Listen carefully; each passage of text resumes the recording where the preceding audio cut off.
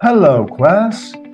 Yes, it's time to learn again. This is American English File, 2nd edition, Book 3, Part 7a, Extraordinary School for Boys. But before we start, make sure to like and subscribe. And send this to a friend who needs to learn English. Alright, buckle up and let's learn. Now, everyone, look at the pictures. What do you see? A classroom, some subjects. Yeah, you guessed it right. Today, my friends, we're going to speak about education. Now, I have some questions for you. Let's check them one by one together. Is education important? Is education the only way to success? Do you think that you've had a good education in your country? Do you think education produces employees or leaders, business owners? Yeah? And does government in your country, wherever you are, care about the quality of education? And another general question, what is a good education? What do you think about homeschooling? Yeah, homeschooling, it's a big issue these days. Is education a business these days? All right, you know the drill. I need you to write your own answers. Think it over. Okay, as always, you can add your own questions. Now, I need you to speak with your friends.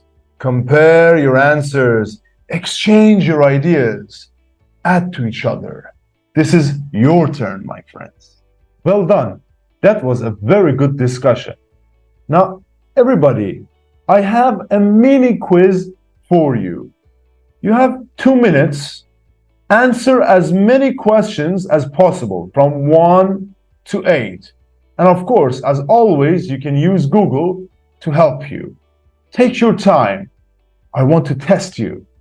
A few moments later. Well done. Now, I want to show you the answers. How many right answers did you get? Let's see. How many wives did King Henry the, I don't know, what's that number? V is for 5. 1, 2, 3. Okay, so 5 plus 3, 8. Have. Okay, let's see. 6. Number 2, what is the capital of Brazil? Brasilia.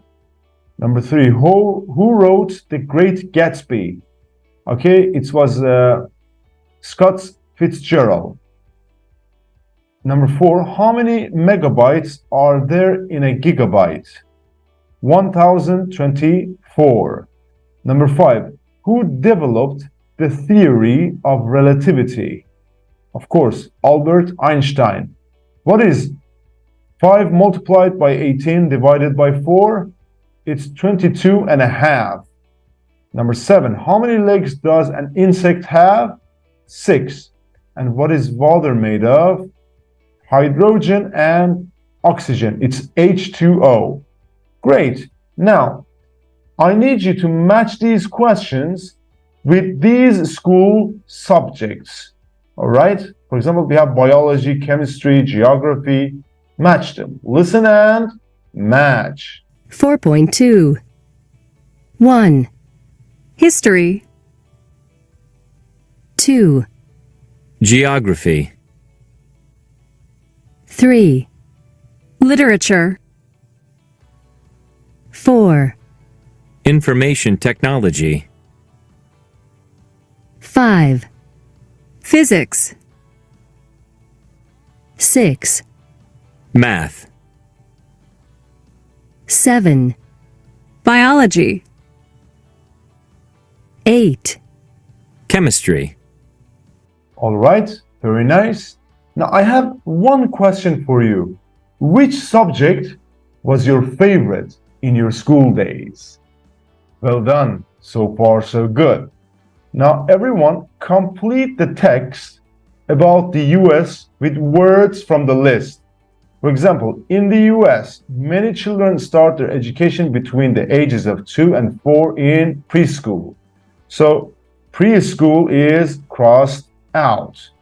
Take your time and do it yourself. You can also stop the video. A few minutes later. Nice. Now, I need you to listen and check. 4.3 Education. The school system in the US and the UK. In the US, Many children start their education between the ages of 2 and 4 in preschool.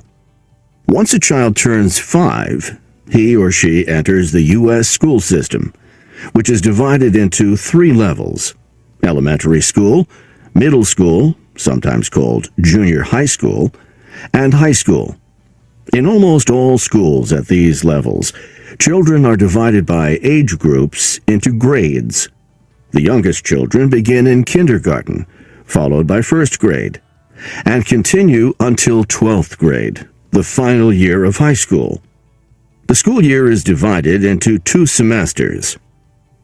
Most U.S. schools, about 75%, are public schools, which means they are supported by U.S. tax dollars and education is free. The other 25% are private schools, where parents have to pay. Many of these schools are religious schools, where the teachers may be priests or nuns. If you want to go to college, you have to apply. Admission depends on high school grades, college aptitude test scores, and extracurricular activities. A person who has completed college and has earned a degree is called a college graduate. Well done. You did great. But we have another one. Follow me. Just like the previous exercise, do the same thing for the UK. Take your time and do it yourself. No help from anyone. You can also stop the video. 6.5 hours later. Again, listen and check. 4.4 In the UK, children start primary school when they are 5. Before that, many children go to nursery school. From 11 to 18, children go to secondary school.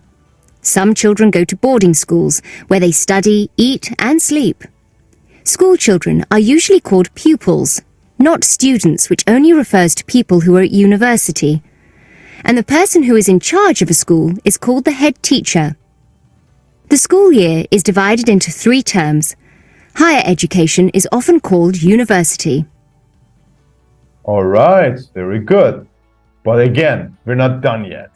This is the last set in the vocabulary part. Everyone, complete the text with a verb from the list. We have the example. Take your time and do it yourself. This is your gig. And again, listen and check. Let's do it. 4.5 Verbs. 1. Discipline is very strict in our school. If students behave badly, for example, if they cheat on an exam, they will probably be punished and might even be suspended. 2. Mark has to take an important English exam next week. He hopes he'll pass, but he hasn't had much time to study, so he's worried that he might fail. All right, very good. Just one important thing. All right, educate or bring up. Educate, to teach somebody at a school. Luke was educated at Cherry Creek High School and the University of Denver. Bring up, to take care of a child and teach him or her how to behave. This is usually done by parents or a family member at home. Lily was brought up by her mother in a small city. Now learn or study. Learn to get the knowledge or a skill from somebody. I'm learning to drive right now. How long have you been learning Russian? Study, to spend time learning about something. Russell is studying economics in college.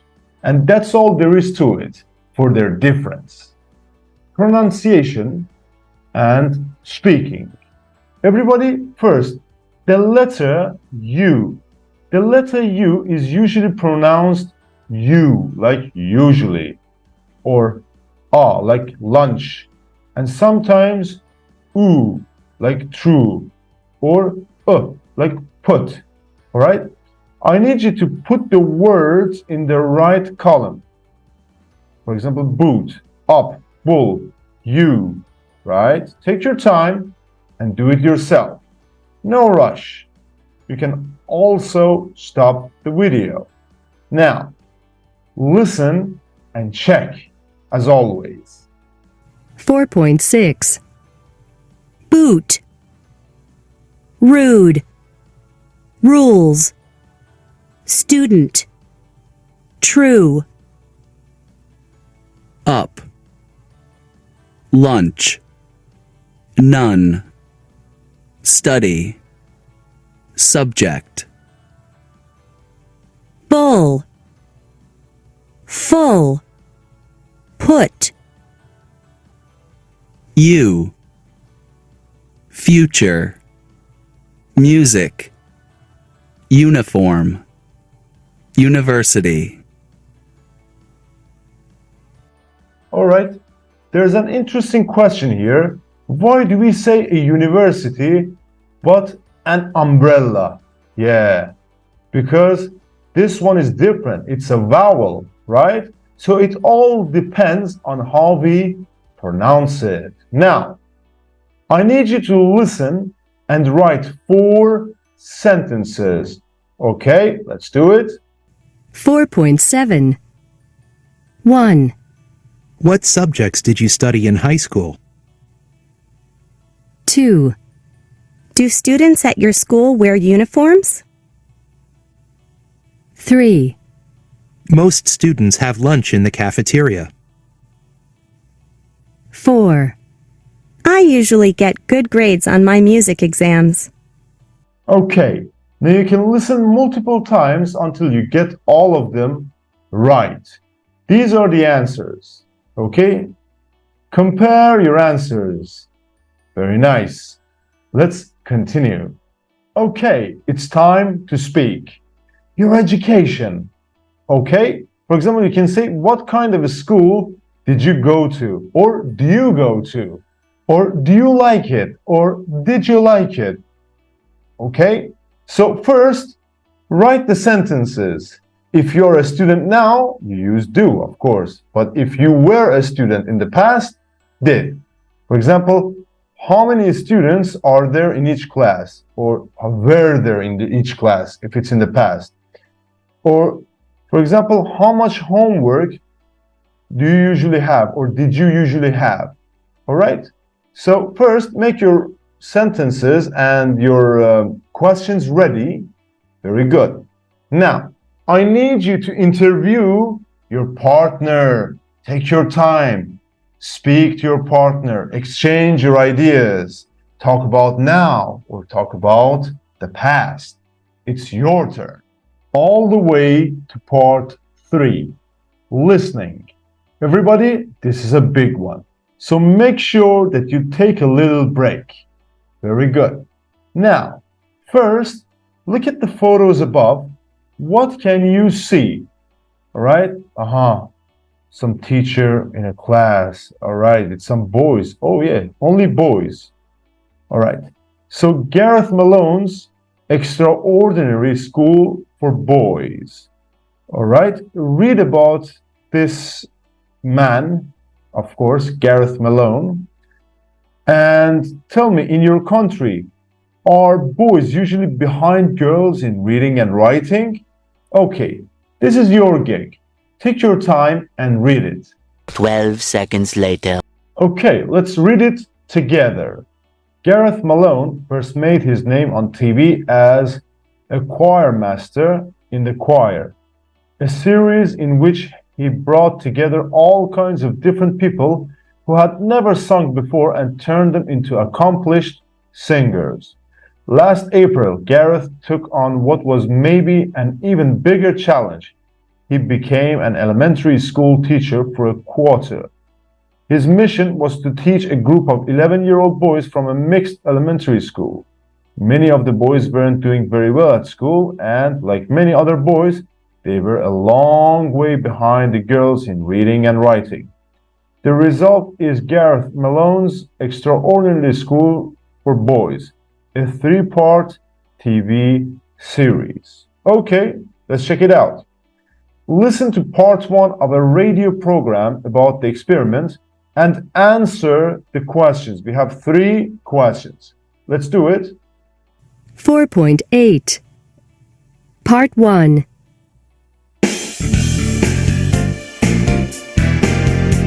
Gareth had only 8 weeks for the experiment, during which time he would be teaching 3 days a week. His aim was to try to improve the boys' reading age by 6 months. On the other 2 days, the boys would have normal classes with the girls. His plan was based on his own experience of being a learner and from talking to educational experts. He had 3 main principles. First, that it was essential to make the work feel like play.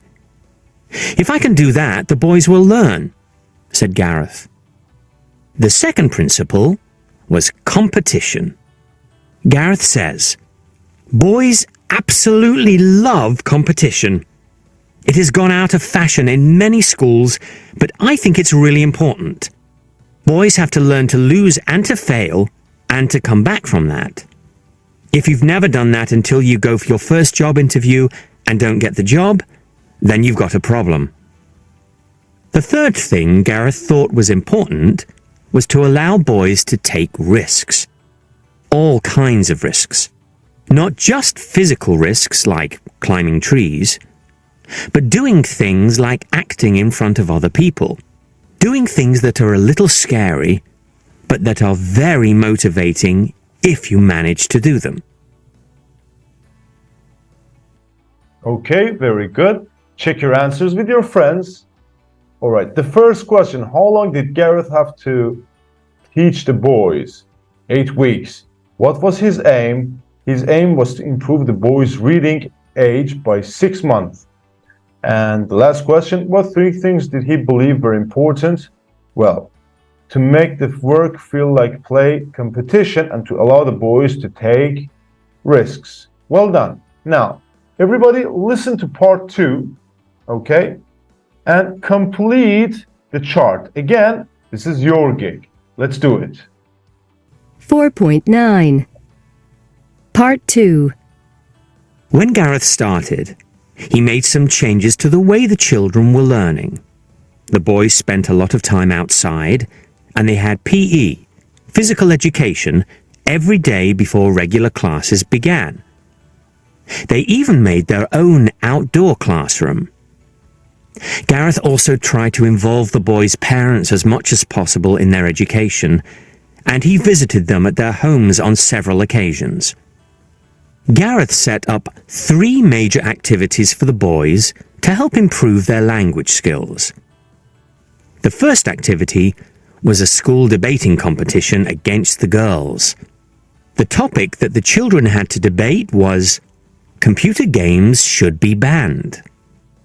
When they started to prepare for the debate, the boys weren't very enthusiastic. But soon, they started to get more involved. In the end, the girls won the debate. But the boys had learned to argue and make points to express themselves better. They were disappointed not to have won, but they wanted to do it again.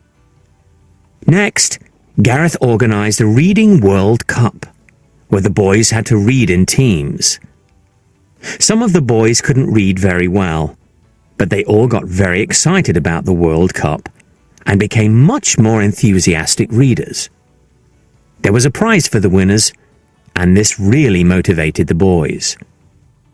Finally, the boys, working with the girls, had to write their own play and perform it at the local theatre. The play they wrote was about Romans and aliens. All the children, boys and girls, worked really hard, and although some of them felt very nervous before they performed the play, it was a great success. and the boys especially were thrilled. Gareth said afterwards, "It was a risk, and it was scary, but it was good scary." All right, very good. As always, check your answers with your friends, put your heads together. So Gareth made some general changes. For example, 1. The boys spent a lot of time outside and did physical education every day before regular classes began. And 2. Gareth tried to involve the boys' parents as much as possible in their education. And to improve their language skills, he organized, number 1, a school debating competition. Number 2, a reading World Cup.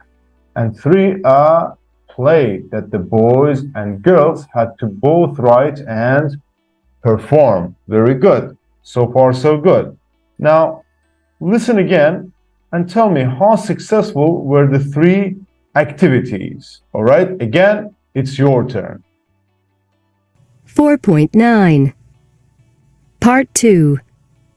When Gareth started, he made some changes to the way the children were learning. The boys spent a lot of time outside, and they had PE, physical education, every day before regular classes began. They even made their own outdoor classroom. Gareth also tried to involve the boys' parents as much as possible in their education, and he visited them at their homes on several occasions. Gareth set up 3 major activities for the boys to help improve their language skills. The first activity was a school debating competition against the girls. The topic that the children had to debate was computer games should be banned. When they started to prepare for the debate, the boys weren't very enthusiastic. But soon, they started to get more involved. In the end, the girls won the debate. But the boys had learned to argue and make points to express themselves better. They were disappointed not to have won, but they wanted to do it again. Next, Gareth organized a Reading World Cup, where the boys had to read in teams. Some of the boys couldn't read very well, but they all got very excited about the World Cup and became much more enthusiastic readers. There was a prize for the winners, and this really motivated the boys. Finally, the boys, working with the girls, had to write their own play and perform it at the local theatre. The play they wrote was about Romans and aliens. All the children, boys and girls, worked really hard, and although some of them felt very nervous before they performed the play, it was a great success, and the boys especially were thrilled. Gareth said afterwards, "It was a risk, and it was scary, but it was good scary." All right, very nice. So, how successful were they? Well, the school debating competition, the boys lost, but they wanted to do it again. The Reading World Cup, this really motivated the boys, and the play, it was a great success. Well done, everybody. You did great. Now, just one more thing. Listen to part 3 to find out what the result of the experiment was. Did the boys' reading actually improve? Okay, let's see. 4.10. Part 3. The boys had a great time with Gareth as their teacher. But at the end of the 8 weeks, had their reading really improved? In the last week of the quarter, they had to take their national reading exams. The exams were independently marked, and when the results were announced, the boys had made great progress. All of them had improved by 6 months, and some of them had advanced the equivalent of 2 years in just 8 weeks. Well, it's a little bit impossible for me to believe, but as you can see, all the boys' reading had improved by 6 months, and some of them had advanced the equivalent of 2 years. Impressive. And just another question for you. What do you think of his ideas? Do you think they are appropriate for girls too? Are any of them used in your country? All right, I need you to discuss these with your friends.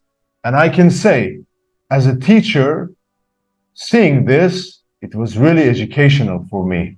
I don't know about you, but I think he's really creative. Well done. Part 4, speaking. Everybody in groups. It can be groups of 3. Each choose one different topic from the list below.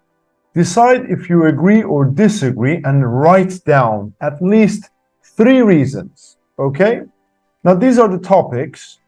Boys and girls both learn better in single-sex schools. For example, schools that it's all boys, or it's all girls, no co-education.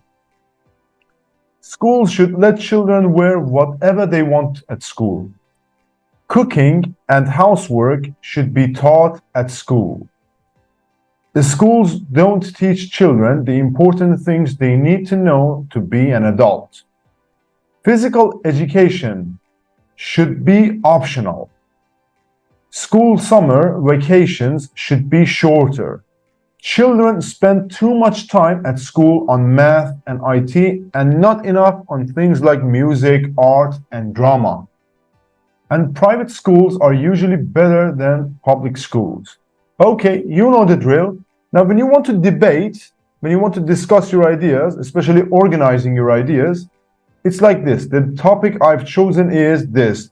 I completely agree that, I partly agree that, I completely disagree. First of all, I think that, or my second point is that, another important point is that, and finally, you finalize it. You come up with the conclusion. This is the format that you should write. So write your points very well.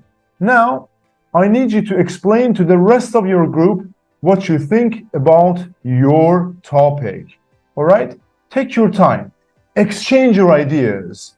Share your knowledge and experience. It's on you, my friends. Good job. It's time for part 5, grammar. Everybody, first, in pairs, you and your friend. Answer the questions. Number 1, when was the last time you took an exam? Did you pass or fail? Number 2, what's the next exam you're going to take? How do you feel about it?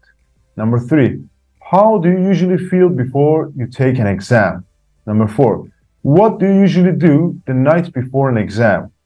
Number 5, have you ever failed an exam, or an important exam especially, you thought you had passed, or vice versa? All right, I need you to write down your ideas. Answer the questions. We've got a lot to do together.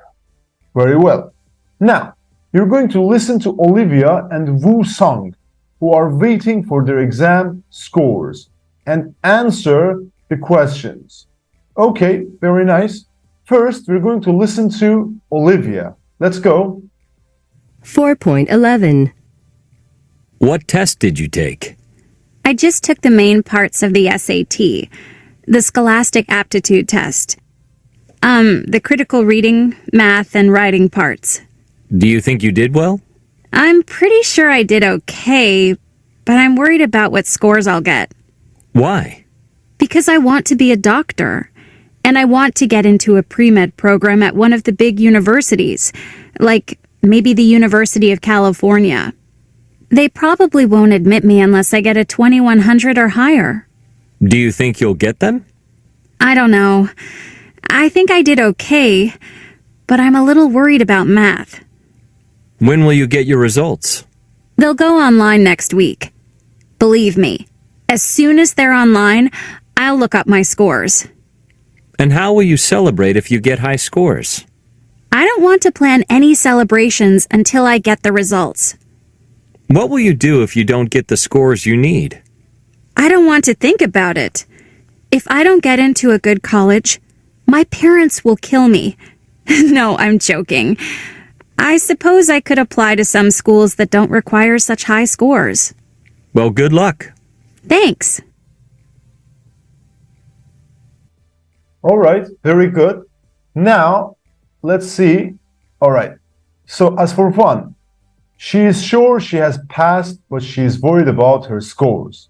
Number 2, she gets her scores next week online. Number 3, she doesn't want to plan any celebrations until she gets the results. Number 4, she wants to study medicine at the University of California. And number 5, she will apply to some schools that don't require such high scores. Now, everybody, again, the same questions, but this time for Woo Song. Take your time, listen, take notes, and answer the questions. Let's go. 4.12. What exam did you take? The TOEFL. That's the test of English as a foreign language. Was it difficult? Well, not really, but I need at least 550 to get into a college. One of the schools I've applied to requires 640. Do you think you'll get it? I think so. I'm optimistic. I think I did pretty well. When will you get the results? When they score the tests, they'll mail the results. It takes about 6 or 7 weeks. How will you celebrate if you get a high score? I'll go out for dinner with my girlfriend. And what will you do if you don't get a high enough score? Will you continue studying English? Yes, of course. I need it. I'll continue studying and I'll take the test again in June. Good luck. All right, very good. You can check your answers with your friends. Okay, let's see. So, Woo Song, he thinks he has passed and is optimistic, positive. In the mail, in about 6 or 7 weeks, he will know the results. All right? Number 3, he will go out for dinner with his girlfriend. He wants to work as an air traffic controller. And the last question, he will take the test again in June. Well done. You did great. Now, I need you to listen and complete the sentences. Take your time. You can listen multiple times. Let's do it. 4.13. 1. They probably won't admit me unless I get a 2100. 2. As soon as they're online, I'll look up my scores. 3. I don't want to plan any celebrations until I get the results. 4. If I don't get into a good college, my parents will kill me. 5. When they score the tests, they'll mail the results. All right. Now, these are the answers. They probably won't admit me unless I get a 2100 or 2100.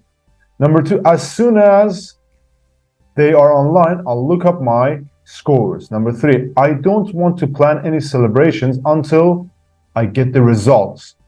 Number 4, if I don't get into a good college, my parents will kill me. But that's a joke, you know? And number 5, when they score the tests, they'll mail the results. All right, very good. Now, I need you to listen to Olivia and Woo Song. What scores did they get? What are they going to do? Listen, take notes, and answer the questions. Let's do it. 4.14. Olivia, I can see from your face that the results weren't exactly what you wanted. Am I right? Yeah.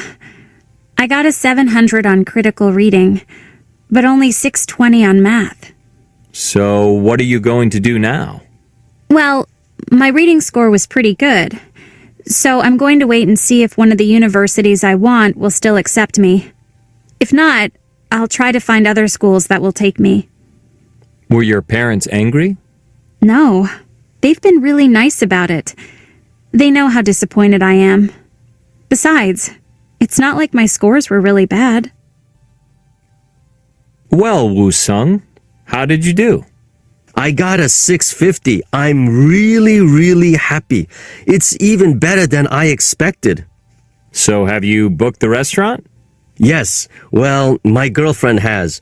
We're going to my favorite place, and I'm really looking forward to it. All right, very good.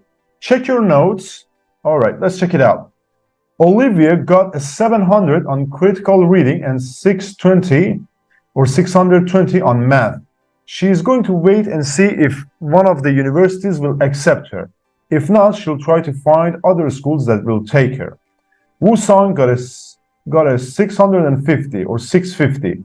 He's going to celebrate by going to his favorite restaurant with his girlfriend. Everybody, you did great. Awesome. Awesome work. You see, little by little, you'll make progress. It's like a marathon. Everyone, listen carefully. 4.15. 1. If you work hard, you'll pass your exams. The boss won't be very happy if we're late for the meeting. 2. Come and see us next week if you have time. 3. Allison won't get into college unless she gets good grades. I won't go unless you go too.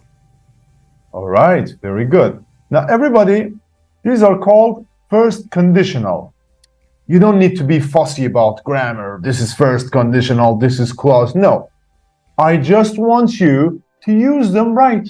Look, we use first conditional sentences to talk about a possible future situation and its consequence. For example, if you work hard, you'll pass your exams, right? So, a situation with a possible consequence, all right? We use the present tense, not the future, after if in the first conditional sentences. For example, if you work hard, you'll pass, all right? You can also use an imperative instead of will clause, all right? For example, come and see us next week if you have time. You can use unless instead of if, not, for example, in conditional sentences. Let me show you if you have it here. All right, let me see. Okay, for example, you will fail the exam unless you study really good. All right, very good. Well, we have it here. She won't get into college unless she gets good grades. Or if she doesn't get good grades. Okay, very good. Now, future time clauses. Listen to this one. It's important. 4.16. As soon as you get your test scores, call me. We'll have dinner when your father gets home. I won't go to bed until you come home. I'll have a quick lunch before I leave. After I graduate from college, I'll probably take a year off and travel. All right, very good. So, it's as easy as it comes. As soon as you get your test scores, call me. We'll have dinner when your father gets home. It's not very difficult. All you need to do is to read the sentences carefully, all right? So use the present tense, not the future, after when, as soon as, until, before, and after to talk about future. For example, I'll have a quick lunch before I leave. Or after I graduate from college, I'll probably take a year off and travel. Now, I know you're bored like me. I hate grammar, honestly. So let's just practice it and learn through practice. All right, my smart friends, complete with the simple present or future with will.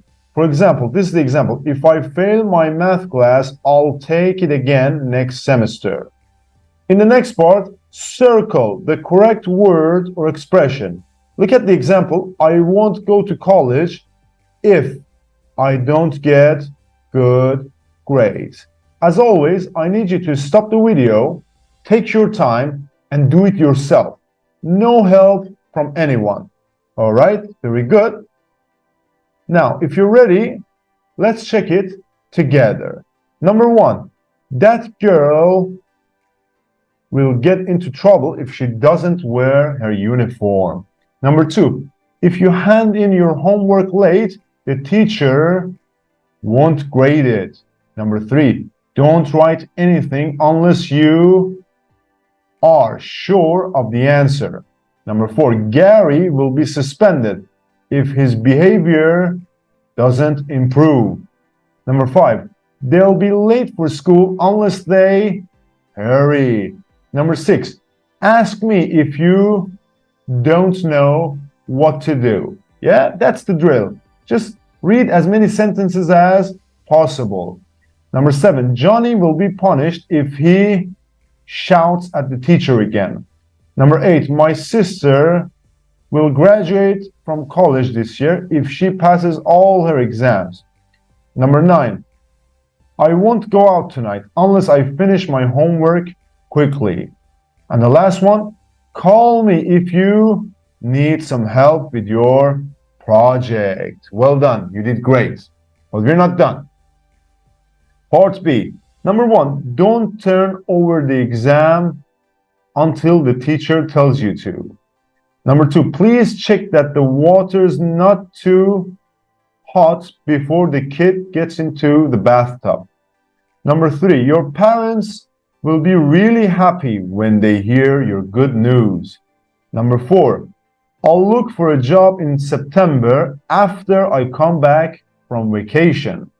Number 5, the schools will close unless it stops snowing soon. Number 6, the job is very urgent, so please do it as soon as you can. Number 7, we'll stay in the library until it closes, then we'll go home. Number 8, Andrew will probably learn to drive when he is 18. Number 9, you won't be able to talk to the principal unless you make an appointment. And the last one, give mom a kiss before she goes to work. Well done, everyone. Brilliant. Excellent. You see, practice, practice, practice, but you should make it every day. Let's continue. And just a little speaking exercise before we go to the next part. What will you do? Yes. What will you do as soon as you get home? What will you do if you don't pass your English exam? What will you do when this class ends? Right now that I'm teaching you, this class. What will you do if it rains on the weekend? Oh, that weekend that you want to go out, maybe meet your girlfriend, maybe have some good time. All right. Discuss these questions with your partner and make full sentences. Great. And this is the last set in the house. But hey, don't say I'm tired, I'm exhausted. Words have energy. Okay? You just have to do this and then we finish the session. All right? Stay strong. Now, read the article once. What is a tiger mother? It's new for me as well. Take your time, read it, and tell me the definition. It's your turn. I've got all the time to wait. Tomorrow. Okay, you're back. So what is the definition of a tiger mother? Yeah, you guessed it right. A tiger mother is a very strict mother who makes her children study very hard and doesn't really allow them any free time. She wants her children to be the best in everything. All right, that seems interesting. Now, everyone, I need you to read the article again and put the phrases A to H in the correct places. For example, ask why she didn't get an A in math. You see, this one is crossed out. Again, it's your turn, my friends. Then we read it together. Day 2. All right, now let's read it together. Do you want to practice for 5 hours or 6? Amy Chua brought up her daughters the Chinese way. Your 12-year-old daughter is delighted. She got an A- in math, second place in a history competition, and top scores on her piano exam. Do you say good job, give her a hug, and tell her she doesn't need to practice the piano today and can go to a friend's house? Or B, ask why she didn't get an A in math. why she didn't get first place on the history exam and tell her she'll be punished if she doesn't practice the piano? If you choose A, you are definitely not Amy Chua. All right. She's strict, I can tell you that. A lot of people wonder why so many Chinese children are math geniuses and musical prodigies. Amy Chua explains why in her book, Battle Hymn of the Tiger Mother. She explains this in her book. It is a book that caused great controversy among parents when it was first published. It's E. Born in the United States to Chinese immigrant parents, Chua married a man who she met at Harvard University, and when their two daughters were born, she was determined that they would be as successful as she was. Her system had strict rules. Her two daughters were expected to be number one in every subject except gym and drama, and G, to be at least 2 years ahead of their classmates in math. All right? Playing with friends and TV was forbidden. Music was required. The system seemed at first to be working. From a very early age, her daughters Sophia and Lulu were outstanding students and musical prodigies. At 13, Sophia played a piano solo at Carnegie Hall in New York City. And at 12, Lulu, a violinist, was the leader of a prestigious orchestra for young people. Chua chose math and music for her daughters, but it seems that they could have excelled in anything, all right? And H. There's no musical talent in my family, she says. It's just hard work. Eventually, Chua realized that she was pushing her daughters too hard. Lulu had always rebelled the most, and when she was 13, she refused to cooperate at all. After a series of violent arguments, Chua decided to give her daughters a little more freedom, and Lulu immediately gave up violin lessons and took up tennis. B. Later, Sophia was even allowed to go to a rap concert. Many people have been shocked by the book. D. Chua spent much of her daughter's childhood shouting at them and criticizing every mistake they made. She once sent her daughter Lulu, aged 3, into the yard without her coat when it was 21 degrees Fahrenheit because she had behaved badly at her first piano lesson. However, the girls do not seem to resent their mother. Sophia said that she herself chose to accept the system, and after the book was published, she wrote an article defending her mother. Lulu says that although she no longer wants to be a violinist, she still loves playing the violin. F. In fact, she's glad her mother made her learn. Sophia is now studying law at Harvard, and Lulu is doing well in high school and winning tennis trophies. Interestingly, Chua, who was brought up in a family of 4 girls, has no idea whether she could apply her Chinese parenting system to boys. They are a mystery to me, she says. Well, you sure make life hell for your daughters. Never do that to your children, all right? Everybody is different. You shouldn't force. Now, that was a very interesting article, and it got reviews from different people, including myself. Now, first, I need you to read 3 responses that were posted after the article was published. Do you agree with any of them? Let's read them together. Wow, what a different way of looking at how to learn. Amy Chua certainly shows that strict discipline works, but personally, I think that being positive and encouraging children is better than being so strict. I disagree with the idea that children on their own never want to work. My son was motivated by himself to succeed in music. If having strict and pushy parents is what it takes to be a child prodigy, then I feel sorry for the child. Yes, they might be very successful, but at what cost? What is the rest of their life going to be like? Yeah. The last comment, I agree that no matter what we do in life, hard work is required to be successful. That's a great lesson to learn, but it should be accompanied by love and respect for the child. I like this comment very much, personally speaking. All right, now what are your responses?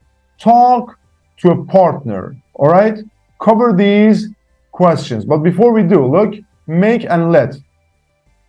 After make and let, we use the base form of a verb. My parents made me work very hard. They didn't let me go out during the week. Okay, now, what are you going to talk about? One, what do you think of Amy Chua's system? Number two, where or are your parents strict about your education?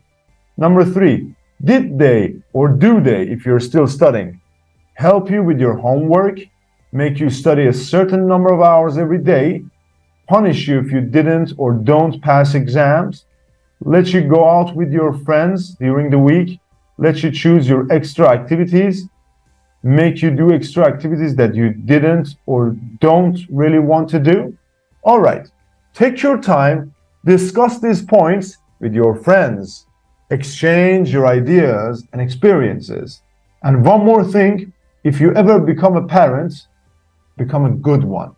And that's the session for today. Education. It was really interesting. I just want to give you a piece of advice from myself. Yes, it's good to study, but always look at the results. I know so many people who went to great schools, but they haven't achieved anything in life. They haven't created any value for their society. So, find your talent. All of you have a gift. Find your talent, and after you find it, try to create value with it. And after you create value with it, try to monetize it, make money from it. Okay? I think the true hell is to see your full potential person and regret it. Regret is the biggest punishment in the world. My friends, all of you are great. You just have to find yourself. You just have to discover yourself. You are your greatest project. See ya.